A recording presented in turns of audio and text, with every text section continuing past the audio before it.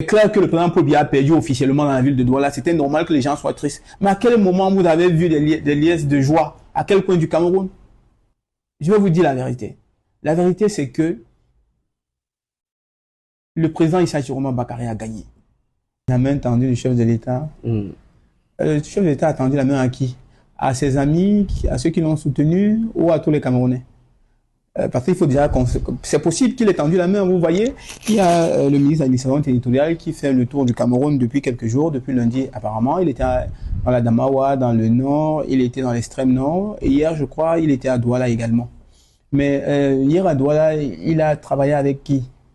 Des communautés proches du Rassemblement démocratique du peuple camerounais. Des gens qui, manifestement, ne contestent pas sa victoire, qui sont avec lui. Il n'a pas tendu la main à ceux qui pensent qu'il n'a pas gagné, à ceux qui pensent que la victoire lui a été attribuée par le Conseil constitutionnel, à ceux qui pensent que on devait avoir une commission de recomptage des votes, une commission indépendante qui soit conduite soit par l'Union africaine, soit par l'ONU. Donc le président de la République, en réalité, n'a tendu la main qu'à ceux qui sont avec lui dans le même camp. C'est normal qu'après qu'ils aient été ensemble, qu'ils se saluent. Je ne vois pas pourquoi le main tendue. Ça ne nous concerne pas, nous autres, qui pensons que le président de la République n'a pas gagné. Et ces autorités disent que l'élection présidentielle est désormais derrière nous.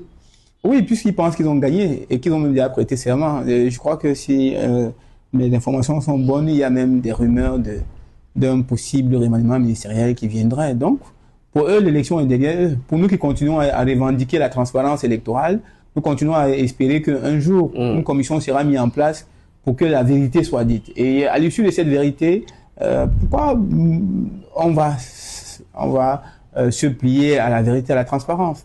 On a proposé plusieurs méthodes qui permettraient à tout le monde de lever toute suspicion de victoire volée. Par exemple, une commission indépendante conduite par l'ONU, par l'Union africaine, ou même par des organisations non gouvernementales au Cameroun.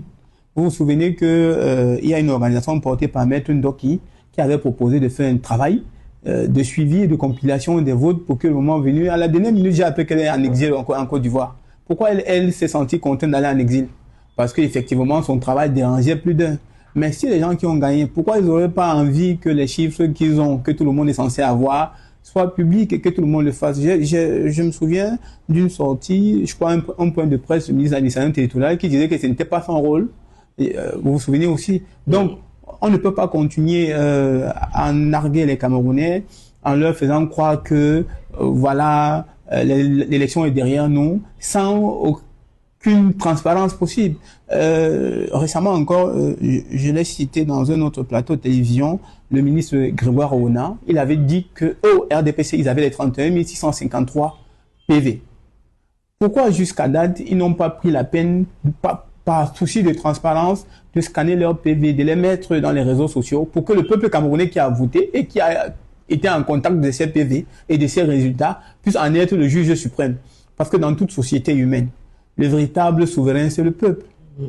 Le peuple ne va plus peut-être revenir sur les décisions du Conseil constitutionnel, mais au moins ça va apaiser le peuple. Vous croyez qu'il y a une meilleure solution que de décrisper le peuple camerounais en leur donnant les outils de transparence qui permettra à chacun devant sa conscience de reconnaître la vérité? En fait, c'est celui qui cache quelque chose qui n'a pas besoin de transparence.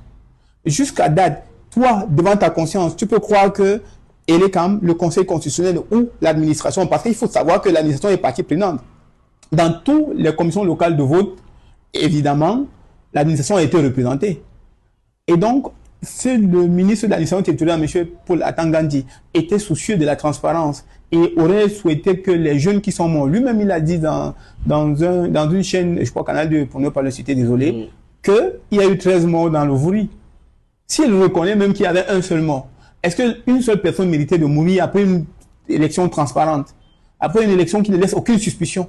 Il a précisé que certains d'entre eux sont morts suite à des bousculades. Lui seul sait, parce qu'il a eu les résultats de ses enquêtes. Mais moi, je vous dis, aucune raison, rien ne justifie que, à l'issue d'une élection présidentielle, qu'il y ait des morts. Il devait plutôt avoir des liesses populaires de joie, des gens qui sont heureux que leur candidat a gagné. Mais vous avez vu à la proclamation du résultat, toute la ville de Douala était morose, elle était triste. C'est clair que le président Paul Biya a perdu officiellement dans la ville de Douala. C'était normal que les gens soient tristes. Mais à quel moment vous avez vu des liesses de joie? À quel coin du Cameroun? Je vais vous dire la vérité. La vérité, c'est que le président Issa Chiroma Bakary a gagné. Et comme ça gêne tout le monde et que les autres ont les armes, l'armée, les institutions et tout pour pouvoir s'imposer par la force, eh bien, ils n'accepteraient jamais. Parce que, vous savez, la politique a ceci de particulier, c'est qu'on a des opinions divergentes. Les soutiens de Paul Biya pensent que Paul Biya a gagné. Ils ont le droit de le dire. Les soutiens de Chiroma, comme moi par exemple, je pense également que Chiroma a gagné. Qu'est-ce qui devait nous départager?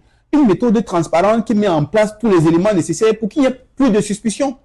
Mais eux, ce qu'ils ont pour nous empêcher d'avoir des suspicions, c'est le fouet, c'est les menaces, c'est la prison, et pour les moins chanceux, autant pour moi, c'est la mort. Voilà la démocratie camerounaise, voilà ce à quoi elle se résume. Si nous n'acceptons non pas ça, parce que moi je ne vais jamais accepter un résultat qui ne peut pas se démontrer.